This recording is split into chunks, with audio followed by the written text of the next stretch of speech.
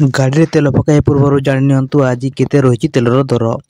तैल कंपानी गुड़िक जारी कर पेट्रोल और डीजेल मूल्य परिवर्तन आसी। भुवनेश्वर में आज पेट्रोल दर रही 103 टंका 18 पैसा रही बेले डीजेल दाम रही प्रति लिटर 94 टंका 75 पैसा। सेहीपरि देशर प्रमुख सहर भी पेट्रोल डीजेल दर अपरिवर्तित रही।